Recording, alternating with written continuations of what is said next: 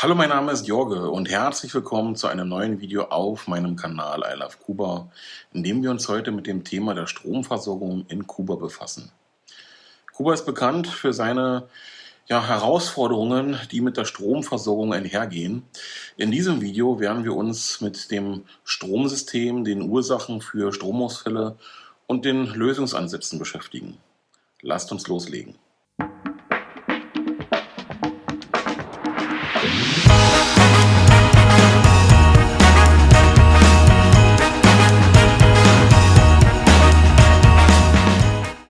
Kuba verfügt über ein zentralisiertes Stromsystem, das hauptsächlich auf fossilen Brennstoffen basiert. Die meisten Kraftwerke des Landes sind mit Erdöl und Diesel betrieben. Es gibt auch einige erneuerbare Energiequellen, wie zum Beispiel Solarenergie, die jedoch noch weiter ausgebaut werden müssen. Kuba hat seit langem mit Stromausfällen und Energiemangel zu kämpfen. Dies ist zum Teil auf die veraltete Infrastruktur, den begrenzten Zugang zu Brennstoffen und die wirtschaftlichen Herausforderungen des Landes zurückzuführen. Während der Hochsaison oder bei Engpässen können geplante, aber auch ungeplante Stromabschaltungen vorkommen. Hierzu habe ich bereits öfter berichtet. Aktuell ist die Stromsituation wieder sehr angespannt, wenn auch nicht so schlimm, wie es im letzten Jahr war.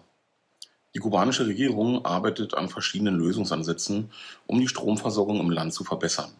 Dazu gehören die Förderung erneuerbarer Energien, der Ausbau der Energieeffizienz, die Modernisierung der Stromnetze und die Verbesserung der Kraftwerkstechnologien. Es gibt auch Initiativen zur dezentralen Energieerzeugung, bei der lokale Gemeinschaften ihre eigenen erneuerbaren Energiequellen nutzen. Insgesamt fehlt es jedoch einfach an Mittel und Arbeitskraft, um diese Lösungsansätze zeitnah und nachhaltig umsetzen zu können. Die Stromausfälle haben Auswirkungen auf das tägliche Leben der Kubaner. Sie müssen sich an die geplanten Abschaltzeiten anpassen und mit den Einschränkungen im Energieverbrauch umgehen. Dies betrifft nicht nur Haushalte, sondern auch Unternehmen, die auf eine zuverlässige Stromversorgung angewiesen sind. Wie schon erwähnt, sind auch unplanmäßige Abschaltungen möglich. Es passiert nicht selten, dass dadurch elektronische Geräte kaputt gehen. Die Anschaffung von Neugeräten ist dann für kaum jemanden möglich, beziehungsweise so einfach möglich. Gerade im Hochsommer, wenn es noch heißer wird, ist ein Ventilator oder ein Kühlschrank für Getränke, aber auch Essen, um es länger haltbar zu halten, essentiell. Kuba muss in der Stromversorgung den Punkt einfach mal in den Griff bekommen. Die kubanische Regierung hat das Ziel, die Stromversorgung im Land zu verbessern und verstärkt auf erneuerbare Energien zu setzen. Mit der Weiterentwicklung der Infrastruktur und dem Ausbau erneuerbarer Energien könnten die Stromausfälle in Zukunft reduziert werden. Es stellt sich jedoch die Frage, ob diese Pläne erreichbar sind. Jeder von euch hat sicherlich schon mal von der SMART-Regel gehört. Wenn nicht, smarte Ziele werden über ihre Zielsetzung klarer und man kann das Vorgehen besser planen. SMART steht dabei für spezifisch, messbar, attraktiv, realistisch und terminiert.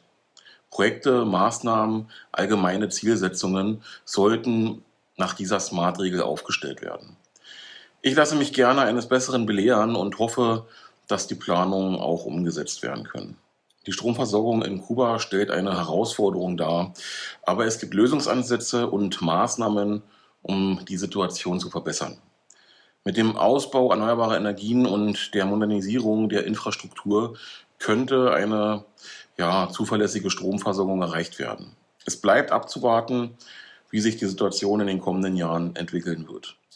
Das war mein Video zur Stromversorgung in Kuba. Wenn euch das Video gefallen hat, lasst es mich gerne mit einem Daumen von euch wissen. Also lasst ein Like da und abonniert gerne meinen Kanal, wenn ihr zu Themen rund um Kuba interessiert seid. Vielen Dank fürs Zuschauen und bis zum nächsten Mal. Saludos. Ciao.